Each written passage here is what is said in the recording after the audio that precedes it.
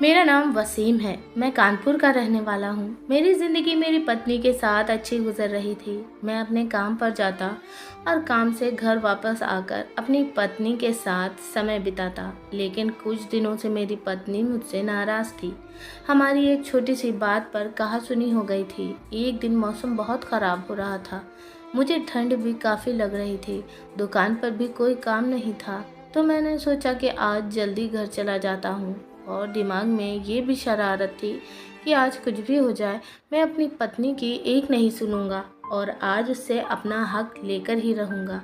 मैं घर पहुंचा तो सीधे अपने कमरे में गया। लाइट ऑफ थी। मेरे बिस्तर पर मेरी पत्नी उल्टी लेटी हुई थी।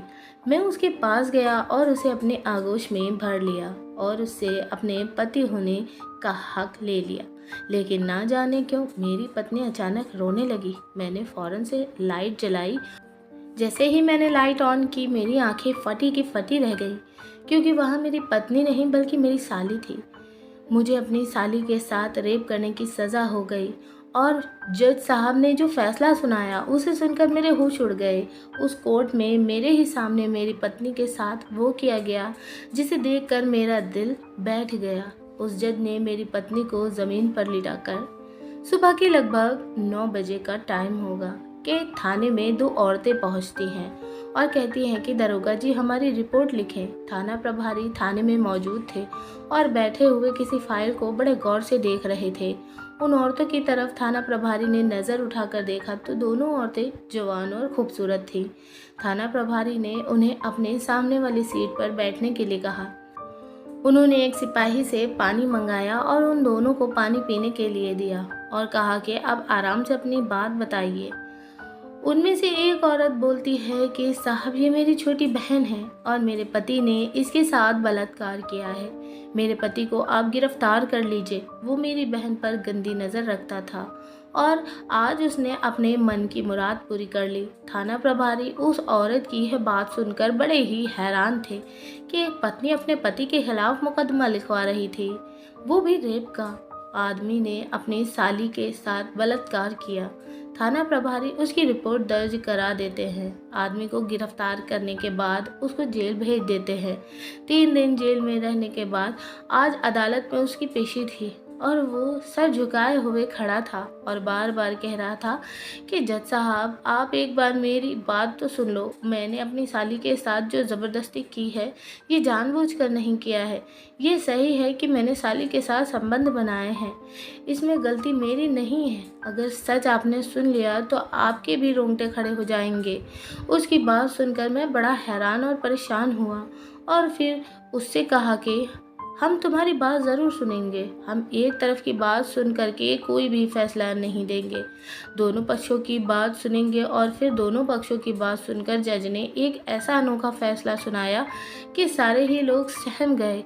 जो लड़की के घर वाले थे वो भी, और वो आदमी जो गुनहगार था। कहने लगे कि ऐसा मत करो, मुझे अदालत जो मेरे खिलाफ सज़ा बनती है मुझे दे दो, ज़िंदगी भर के लिए मुझे जेल में डाल दें, लेकिन सबके सामने ऐसा मत करो। ऐसा कि उस जज ने फैसला सुनाया था जो सबके रोंगटे खड़े हो गए और ऐसा फैसला पहले आपने कभी नहीं सुना होगा। जैसे ही वो दोनों महिलाएं रिपोर्ट दर्ज करा कर जाती हैं, फिर कुछ देर बाद पुलिस पहुंच जाती है और पुलिस उस आदमी को गिरफ्तार कर लेती है। वो आदमी बार बार बोलता है कि मेरा कसूर क्या है, मुझे किस जुर्म में गिरफ्तार किया जा रहा है।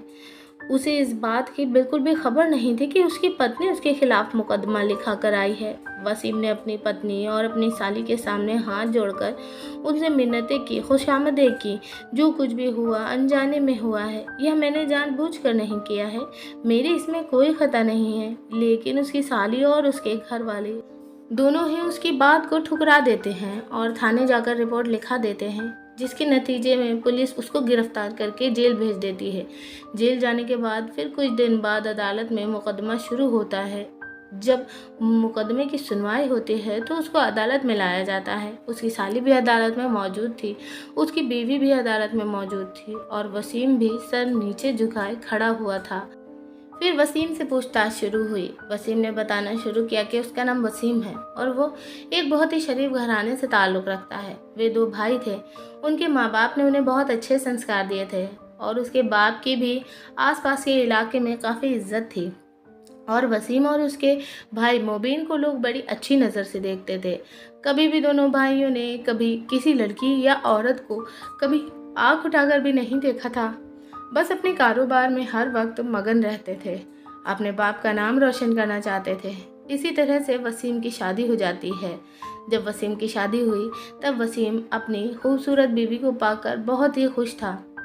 वो कभी किसी दूसरी औरत की तरफ तो नज़र उठाकर भी नहीं देखता था। उसने तो कभी अपने कुंवारेपन में भी किसी लड़की की तरफ नज़र उठा करके नहीं देखा था। वो अपने काम में मगन रहता था और फिर अपनी बीवी को भरपूर उसका हक अदा करता था। हर छोटी बड़ी जायज़ नाजायज़ बात को मानता था और उसकी बीवी भी उससे बहुत खुश थी। उन दोनों की ज़िंदगी बड़ी हंसी खुशी कट रही थी। फिर अचानक ज़िंदगी में भूचाल कैसे आ गया। कैसे उसकी ज़िंदगी में उसकी साली आई और उसने अपनी साली का रेप कर डाला और वो आज अदालत के कटघरे में मौजूद था। उसकी साली रो रही थी, उसकी आंखों में आंसू आ रहे थे और वसीम की साली ने वसीम की तरफ देखते हुए कहा कि जज साहब, ये आदमी जो सामने खड़ा है इसको मैं अपने बड़े भाई की तरह समझती थी। यह भेड़िया है, यह दरिंदा है और इसने मौके का फ़ायदा उठाकर मुझे बर्बाद कर दिया। क्या होगा मेरा? उस लड़की ने अपने बारे में बताना शुरू किया। वो कहती है कि जज साहब, मैं शादीशुदा हूँ। मेरा शौहर बाहर गया हुआ है, किसी काम के सिलसिले में दूसरे शहर गया है। तो मैंने भी सोचा कि जब तक मेरा शौहर बाहर गया है मैं अपने मायके हो आती हूँ। 2-4 दिन के लिए मैं अपने मायके गई तो फिर मुझे अपनी बहन की याद आई, अपनी बहनोई की याद आई, क्योंकि मैं अपने बहनों को बहुत इज्जत की नज़र से देखती थी। अपनी बहन से भी मैं बहुत ज़्यादा प्यार करती थी और मैंने सोचा कि 1-2 दिन अपनी बहन के यहाँ भी रहकर आती हूँ। मैं अपनी बहन के यहाँ आई तो मुझे ये बिल्कुल भी उम्मीद नहीं थी कि यहाँ आकर के मैं अपनी इज्जत गंवा दूँगी। मुझे पता नहीं कब से ये मुझ पर नज़र रखता था और इसने उस दिन मौका देख करके मुझे ख़राब कर डाला और इसने मेरी एक नहीं सुनी और मेरी इज्जत को तार तार कर दिया। वो लड़की ये सारी बातें अपनी बहन को बता देती है। वसीम की पत्नी इस बात को सुनती है तो अपने पति को बहुत बुरा भला कहती है और अपनी बहन से कहती है कि हम इसके खिलाफ मुकदमा करेंगे और इसके खिलाफ मुकदमा दर्ज करा देती है। वसीम हाथ जोड़कर कह रहा था कि जज साहब, मेरी भी फरियाद सुनी जाए, मेरी भी बात को सुना जाए। मैं भी अपनी सफाई में कुछ कहना चाहता हूँ। यह बात सही है कि मैंने इस लड़की का बलात्कार किया था, मुझसे जो हुआ, लेकिन ये बात भी सरासर गलत है कि मैं इसके ऊपर गंदी नज़र रखता था। मैंने ये जानबूझकर नहीं किया है। बीच में ही वसीम अपनी पूरी बात भी नहीं कर पाया था कि उसके सास ससुर भी बैठे हुए थे और वो दूर से ही चीखने लगे और कहने लगे, जज साहब, यह आदमी इतना एहसान फरामोश है कि क्या बताएं। जज साहब, हमारे यहाँ 4 बेटियाँ हैं। एक बेटी हमने इससे बिहाई है, एक दूसरी जगह बिहाई है और 2 अभी कुंवारी हैं। हमारे कोई भी बेटा नहीं है, लेकिन हमने इस आदमी को बेटे का दर्जा दिया। हमने सोचा कि दामाद भी तो बेटे की ही तरह होता है और कभी भी हमने अपनी बेटियों में और इसमें अंतर नहीं किया। जब भी हमारे घर आया हमने अपने बेटे जैसा इससे बर्ताव किया। हम हर छोटी मोटी बात को इससे शेयर करते थे। कभी भी कोई भी काम हमें करना होता तो इससे मशवरा लेते थे, लेकिन हमें क्या पता था कि यह हमारी बेटियों पर गंदी नज़र रखता है और इसने ये हरकत हमारी एक बेटी के ऊपर दिखा भी दिया है। अब हमारी इज्जत का क्या होगा? लोग तो मौका तलाश करते हैं। जब उन्हें पता लगेगा कि उनके दामाद ने, जिसे उन्होंने अपने सर पर चढ़ा रखा था, जिसको वो इतना मान सम्मान देते थे, आज उसी दामाद ने उनकी बेटी की इज्जत को रौंद डाला है, उसका बलात्कार कर दिया। अब हम किसी को मुंह दिखाने के काबिल नहीं रहे। इसको फांसी की सज़ा देना यह माफ़ी के लायक नहीं है। वसीम अपने सास ससुर की तरफ बड़ी हैरानी से देख रहा था कि उसके माँ बाप जैसे सास ससुर आज उसको कैसे खा जाने वाली नज़रों से देख रहे हैं और उसके लिए फांसी की मांग कर रहे हैं। जज साहब वसीम की तरफ देखते हैं और कहते हैं कि वसीम, ऐसा नहीं है कि हम एक पक्ष की बात सुनकर ही कोई फैसला सुना देंगे। जब तक हम दोनों पक्षों की बात अच्छी तरह से नहीं सुन लेते तब तक हम किसी नतीजे पर नहीं पहुंच सकते। इसलिए तुम्हें पूरा टाइम दिया जाएगा अपनी बात कहने का। तुम्हें कुछ कहना है अपनी सफाई में, कुछ कह सकते हो तुम। तब वसीम ने कहना शुरू किया कि जज साहब, इस बात में कोई दो राय नहीं है कि मुझसे यह गलती हुई है और मैं इस बात को मान रहा हूँ कि मैंने अपनी साली के साथ ज़ोर ज़बरदस्ती की है, उसकी इज्जत को लूटा है। लेकिन यकीन मानिए, इसमें मेरा कोई कसूर नहीं है और इसमें जो कसूर है सारा वो मेरी साली का है। जज साहब ये सुनकर बड़े हैरान थे और सभी लोग बड़ी हैरानी के साथ वसीम की तरफ देख रहे थे कि आखिर ऐसी क्या वजह थी जहाँ उसकी साली फूट फूट कर रो रही थी और अपनी बेबसी पर आंसू बहा रही थी। वहीं वसीम कह रहा था कि इस बलात्कार में उसका कोई दोष नहीं है, बल्कि सारा दोष उसकी साली का है। फिर जज साहब ने उससे कहा कि अब साफ साफ ये बताओ कि तुम्हारी साली का कसूर इसमें क्या है। इसमें पहेलियां बुझाने की कोई ज़रूरत नहीं है, साफ साफ बता दो। वसीम कहने लगा, जज साहब, मुझे नहीं पता था कि मेरे घर पर मेरी साली आई हुई है। शाम को सर्दी का टाइम था, मौसम ख़राब था और इसने मेरी बीवी के कपड़े पहने हुए थे और ये मेरे बिस्तर पर लेटी हुई थी। मुझे ये खबर नहीं थी कि आज घर पर मेरी साली आई हुई है। मैं काम से वापस आया और जा कर के अपने बिस्तर पर लेट गया और मैंने देखा तो यही समझा इस बिस्तर पर मेरी बीवी पड़ी हुई है और मैंने अपनी बीवी समझ करके अपना हक उस पर जमा दिया।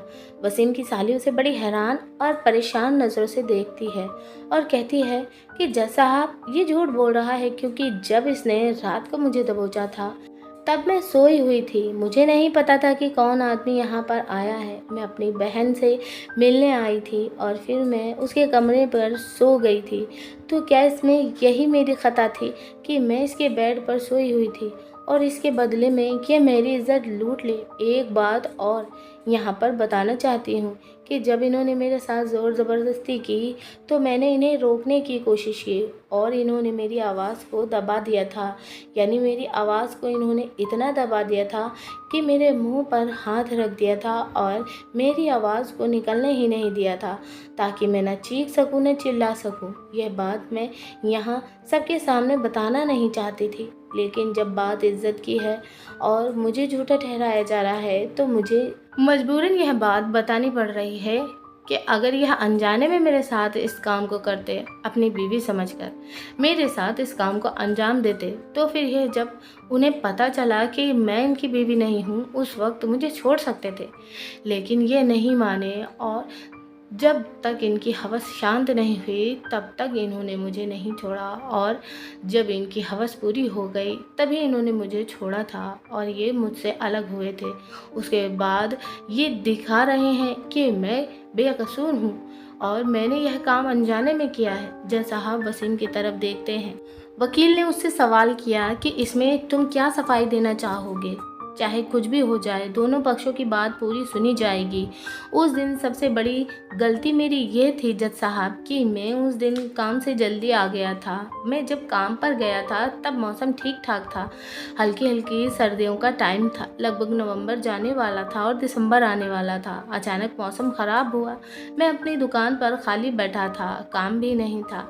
मौसम ख़राब होने की वजह से मुझे सर्दी भी सताने लगी थी और पिछले कई दिनों से मेरी पत्नी से मेरा हल्का फुल्का झगड़ा चल रहा था।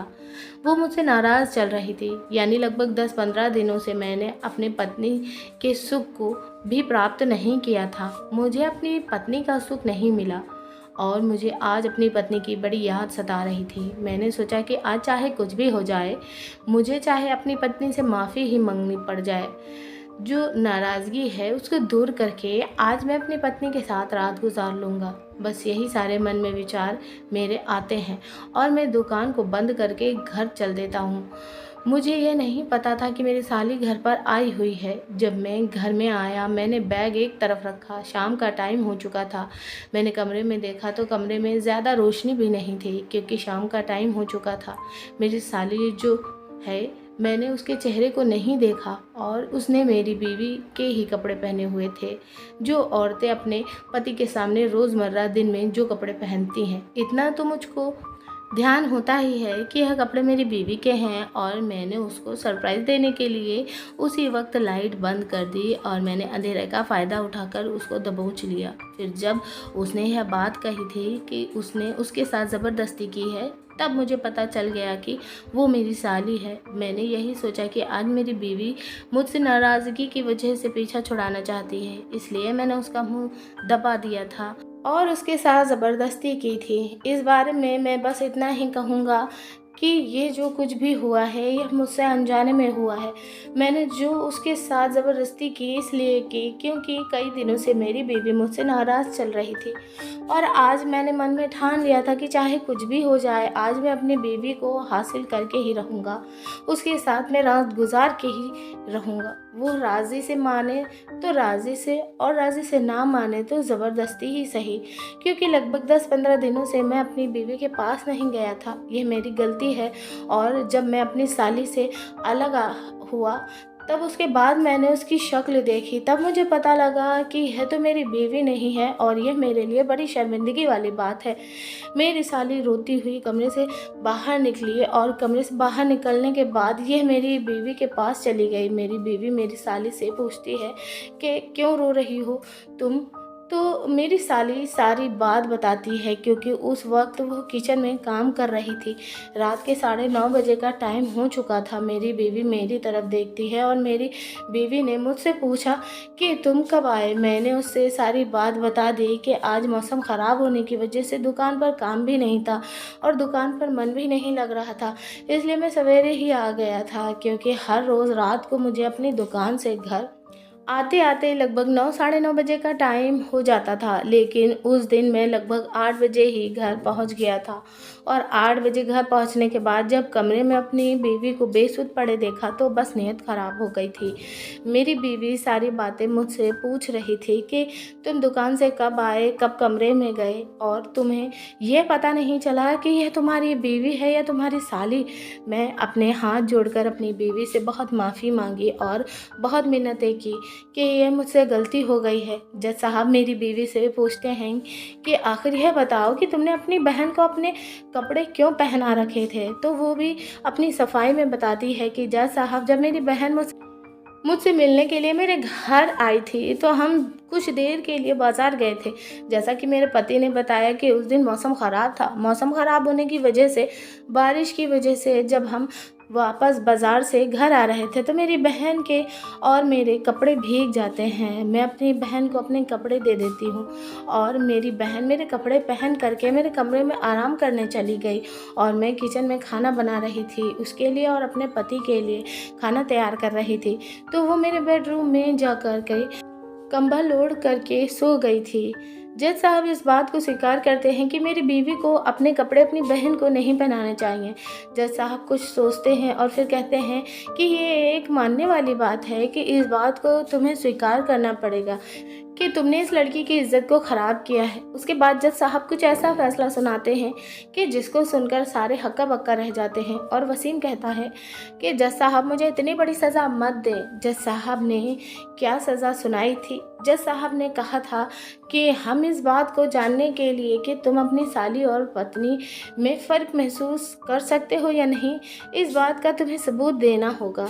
जो सब कुछ तुमने किया है प्रैक्टिकल तुम्हें यहाँ करके दिखाना होगा। तुम्हारी बीवी को और तुम्हारी साली को तुम्हारे सामने खड़ा किया जाएगा और तुम्हारी आंखों पर एक काली पट्टी को बांधने के बाद तुम्हें कुछ दिखाई नहीं देगा। उसके बाद तुम्हें उन दोनों औरतों में से एक को चुनना होगा और फिर उसे एक कमरे में ले जाना होगा। उसके बाद दूसरी औरत को एक सिपाही दूसरे कमरे में ले जाएगा और 1 घंटे तक तुम अलग अलग कमरों में बंद रहोगे। यह सुनकर के वसीम और उसके घर वालों के साथ उसके सास ससुर एकदम से खड़े हो गए और बोले, जज साहब सिपाही हमारी बेटियों को लेकर क्यों जाएगा और वह 1 घंटे तक कमरे में क्या करेगा? वो कहते कहते हैं कि जज साहब, इस तरह का फ़ैसला मत सुनाइए, कोई और तरकीब निकालिए कि आप 1 साल या 2 साल या 10 साल जितनी भी इसको सज़ा देना चाहते हैं दे दो, लेकिन अदालत में आ कर के हमारी इन बेटियों की इज़्ज़त नीलाम ना करें। जज साहब बोले, लेकिन हमारा यही तरीका है फ़ैसला करने का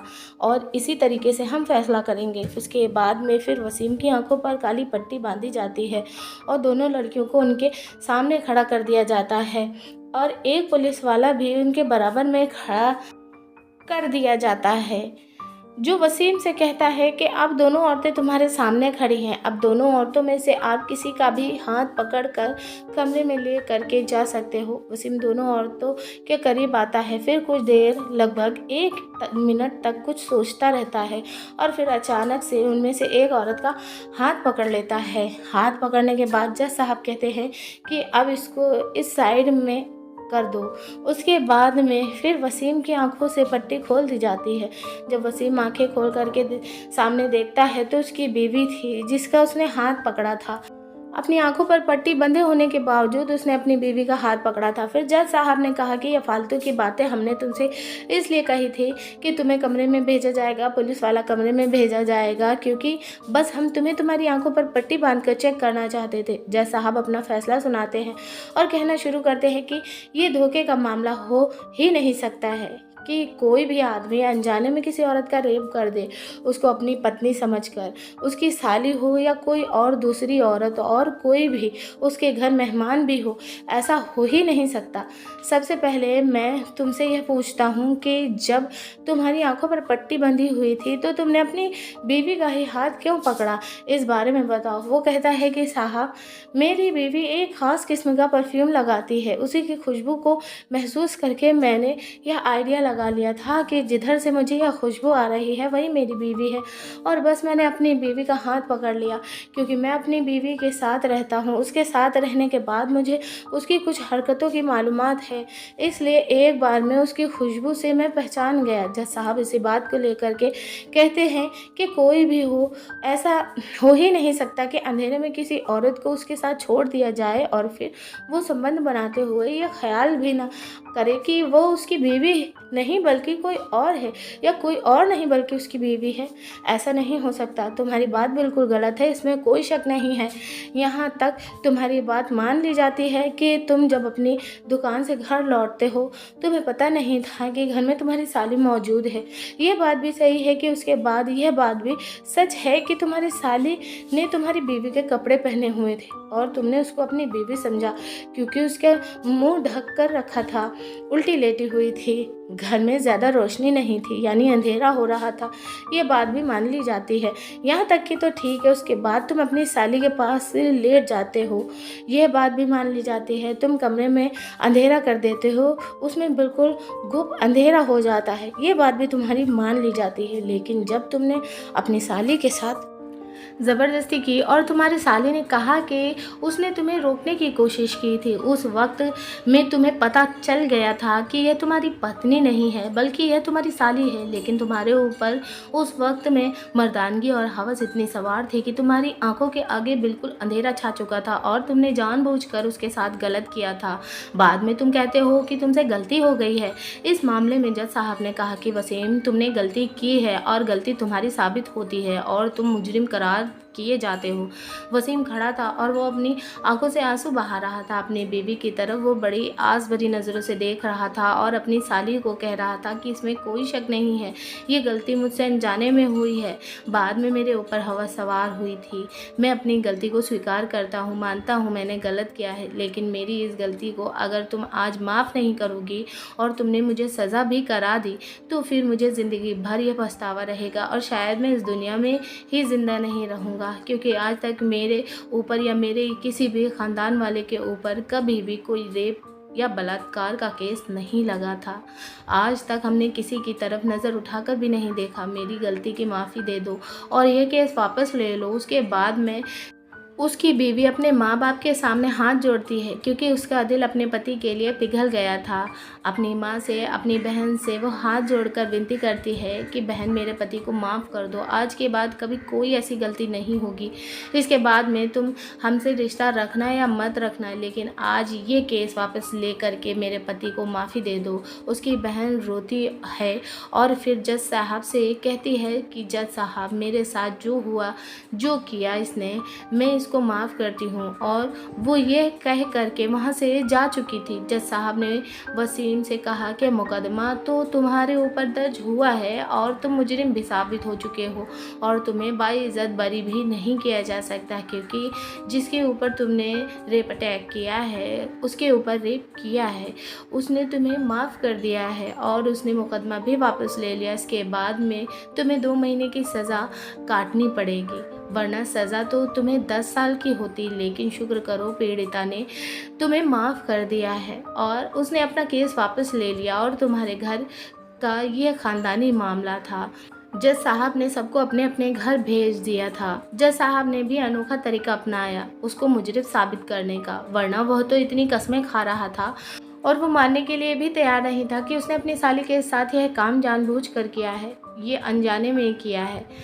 वो अपने आप को बेकसूर बता रहा था और वो यही बता रहा था कि अभी तक की मेरी साली ने मेरी बीवी के कपड़े पहने मेरे कमरे में लेटी हुई थी और मैं क्योंकि अपनी बीवी से काफ़ी दिनों तक दूरी बनाए हुए था, इसलिए मैं अपने आप को रोक नहीं पाया और उस रात वह गलती मुझसे हो गई थी।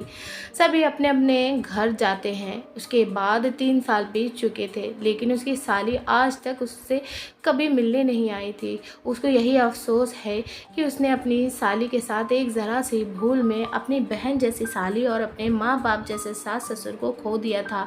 अपनी पत्नी के साथ वो खुश तो था, उसकी पत्नी भी अब पहले जैसे उससे मोहब्बत नहीं करती थी। ज़िंदगी तो गुजर रही थी, लेकिन उसकी एक गलती से सब कुछ तहस नहस हो गया था। तो दोस्तों, कैसी लगी आपको ये कहानी? हमें कमेंट करके ज़रूर बताइएगा। चैनल पर नए आए हैं तो चैनल को सब्सक्राइब करके बेल आइकन को प्रेस ज़रूर कर लीजिएगा, ताकि आने वाली हर वीडियो का अपडेट आप तक समय से पहुंचे। वीडियो को लाइक करना बिल्कुल भी मत भूलिएगा। वीडियो को पूरा देखने के लिए आपका तहे दिल से धन्यवाद। हम आपको मिलेंगे एक और ऐसी बेहतरीन वीडियो में, तब तक के लिए धन्यवाद। आपका दिन शुभ हो।